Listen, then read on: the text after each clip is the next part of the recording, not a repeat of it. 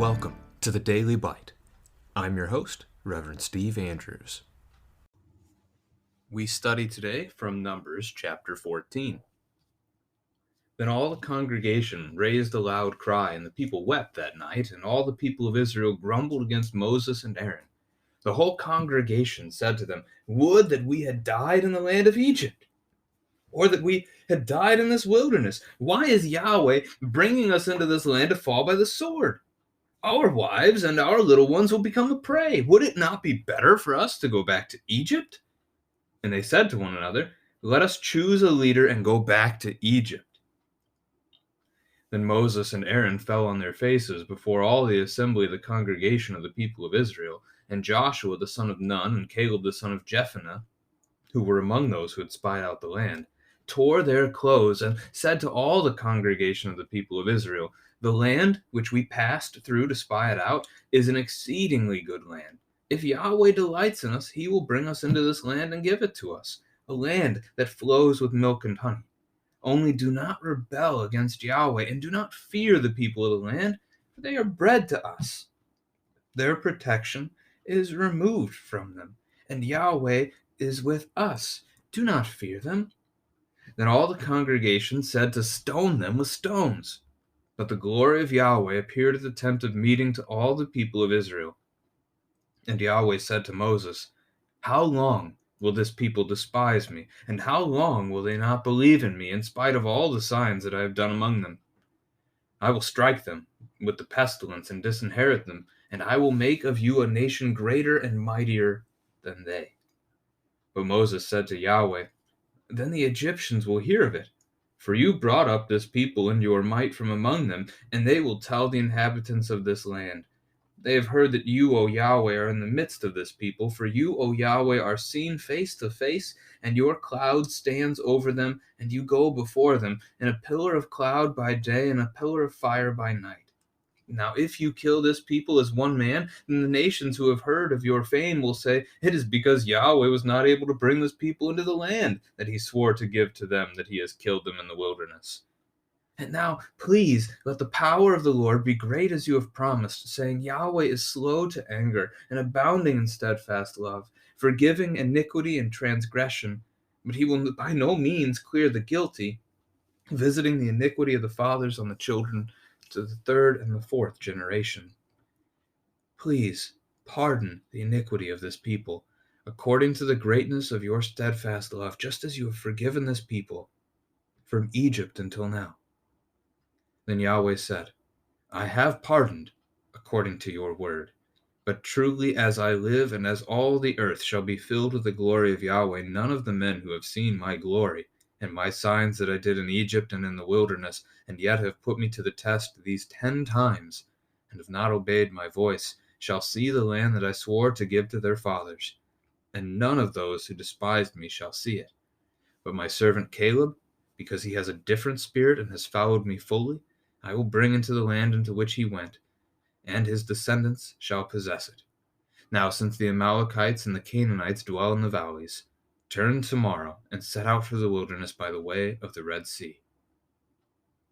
And Yahweh spoke to Moses and to Aaron, saying, "How long shall this wicked congregation grumble against me? I have heard the grumblings of the people of Israel, which they grumble against me. Say to them, 'As I live, declares Yahweh, what you have said in my hearing I will do to you.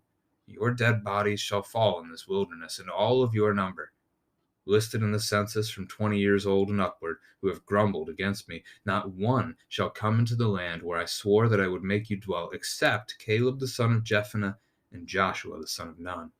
But your little ones, who you said would become a prey, I will bring in, and they shall know the land that you have rejected. But as for you, your dead bodies shall fall in this wilderness, and your children shall be shepherds in the wilderness 40 years, and shall suffer for your faithlessness until the last of your dead bodies lies in the wilderness.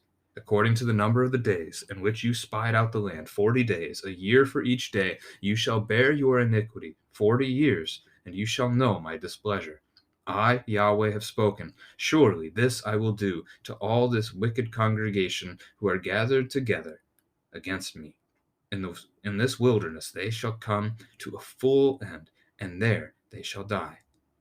And the men whom Moses sent to spy out the land, who returned and made all the congregation grumble against him by bringing up a bad report about the land, the men who brought up a bad report of the land died by plague before Yahweh. Of those men who went to spy out the land, only Joshua the son of Nun and Caleb the son of Jephunneh remained alive. When Moses told these words to all the people of Israel, the people mourned greatly. And they rose early in the morning and went up to the heights of the hill country, saying, Here we are. We will go up to the place that Yahweh has promised, for we have sinned. But Moses said, Why now are you transgressing the command of Yahweh, when that will not succeed? Do not go up, for Yahweh is not among you, lest you be struck down before your enemies. For there the Amalekites and the Canaanites are facing you, and you shall fall by the sword. Because you have turned back from following Yahweh, Yahweh will not be with you. But they presumed to go up to the heights of the hill country, although neither the ark of the covenant of Yahweh nor Moses departed out of the camp. Then the Amalekites and the Canaanites who lived in that hill country came down and defeated them, and pursued them even to Hormah. This is the word of the Lord. This text requires you to do a little review from yesterday together, so you can ask your kids what you talked about, see if they can recap the 12 spies. So why is all the congregation raising a loud cry? Why are they weeping at night? See if your children, again, know that. And that's the response of the spies, given the bad report that the promised land of God is not something that they can have. They're not going to be able to overtake it because the people that live there are too strong. And they again grumble. I mean, can you imagine the things they say? Would that we had died in the land of Egypt? Would it not be better for us to go back to Egypt? Let us choose a leader and go back to Egypt. That is an outright rejection of God and of his servant Moses that he has sent to them. Outright rejection. They have thrown God off, and they're going to follow whoever they pick. And they're going back to their slavery in Egypt. Tragically sad that this text is. Moses, Aaron, Joshua, and Caleb stand against them. 4 men against the rest of the congregation. Not a very good place to be if you're those 4 guys. And they tear their clothes, which is a sign of mourning, deep sorrow over what's going on. And they speak true words. The land is good. It is the land God has promised, milk and honey. Again, Exodus chapter 3, verse 8 is the first time we see that promise. As soon as God said he's going to rescue his people from the burning bush. Do not rebel against Yahweh. He will bring us in. Don't fear them. Their protection is removed. Yahweh is with us. The line about them being bread, I mean, in a sense, you can probably take that as to be daily routine, nothing out of the ordinary. You could think of it in the actual chewing sense.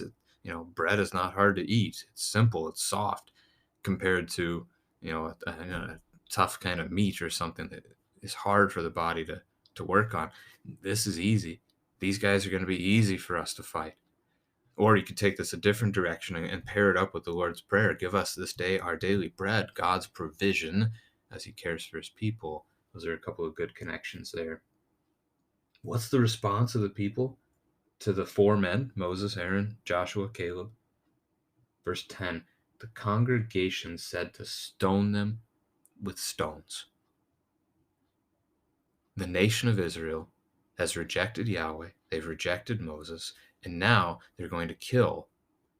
They're picking up stones to kill Moses, Aaron, Caleb, and Joshua. That's how dark this moment has become.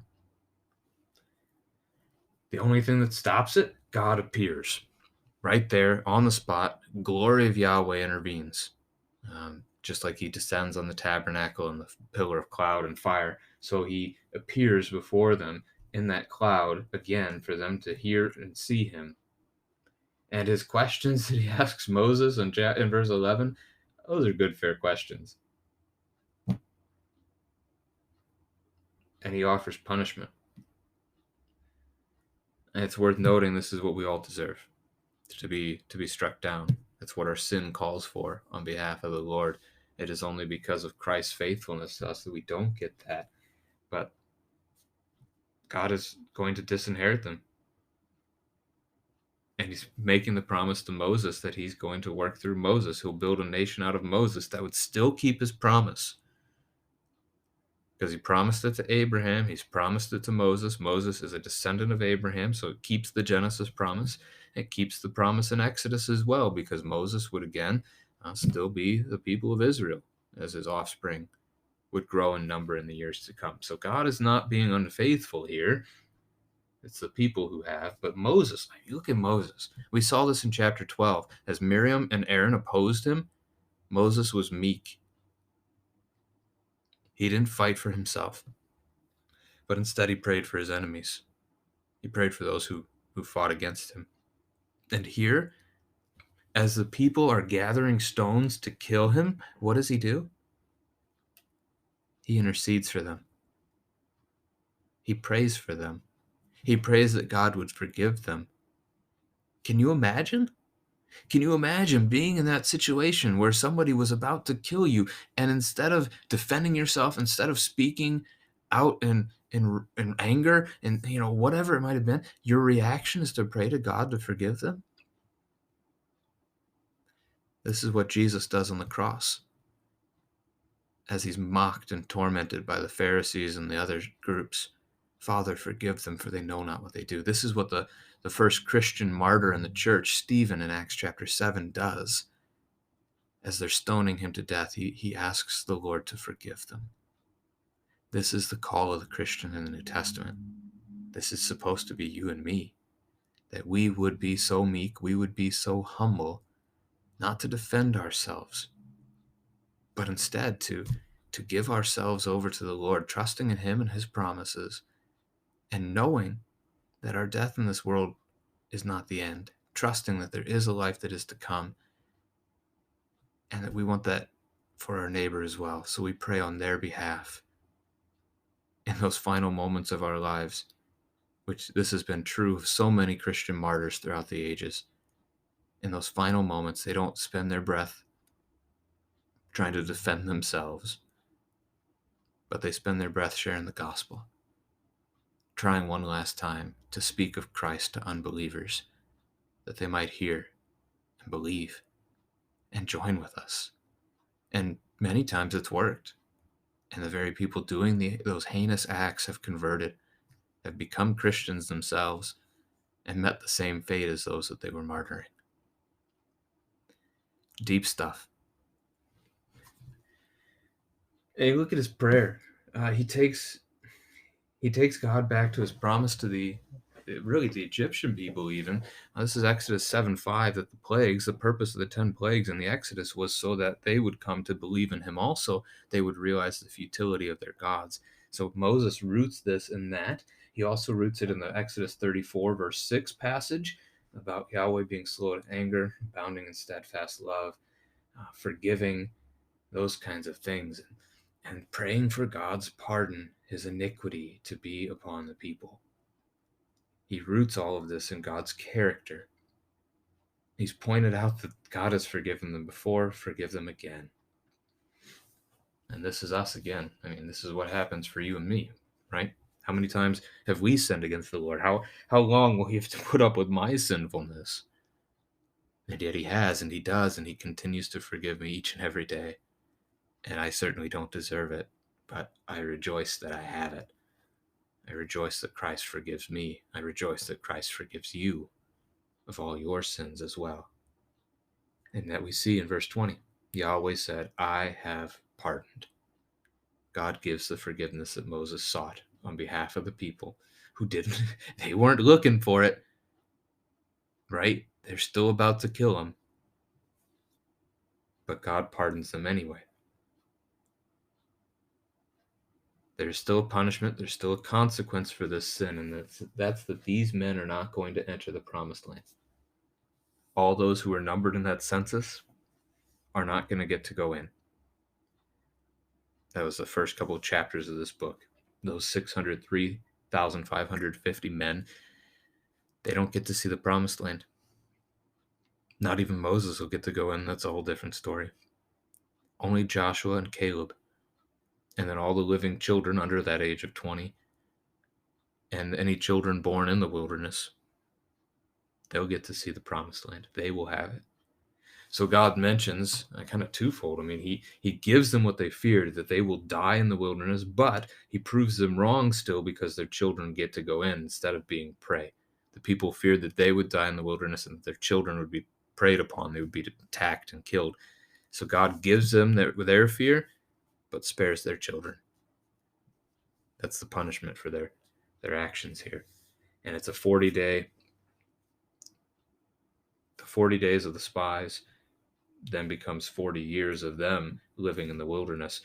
I don't know if that's supposed to be retroactive here or if it starts again as a new clock. Most people going with that being retroactive. We'll see in the verses to come if there ends up being anything that points us in that direction specifically. But you can ask your children, how long do the Israelites wander in the wilderness before they get to the promised land? The answer again, 40 years. That's picked up by Jesus in the New Testament as he suffers one day for every year. So it's a reverse of the spy thing. In the wilderness, he's tempted by the devil after his baptism. So there's a good connection to Christ there. Verses 36 and 37, those 12 men who saw the promised land, the 10 who brought the bad report, are struck down immediately by God, right there, by plague. Only Joshua and Caleb left alive. We talked about that yesterday, how we only know their names. Well, this is part of the reason why. The last section. Now the people hear it, and they seem to be confessing their sin. They seem to be repenting, but what's the problem? They still don't trust the words of God. They still don't trust the word of Yahweh. They still don't trust the word of Moses, his servant. They're willing to go into the promised land because God has said he's going to give it to their children, but they've ignored the punishment that God spoke for them, and they presume, and Moses warns them, don't go up. Yahweh is not among you, but they go up anyway. Neither Yahweh, the ark, which is his throne, or Moses go up with them. That should have been a warning. They were warned, but they went anyway. And the Amalekites and the Canaanites defeated them in battle and chased them away. So the 12 spies account wrapped up here. Not a lot of good in this one. But we'll continue tomorrow, and we're going to see some laws that the Lord sets before his people.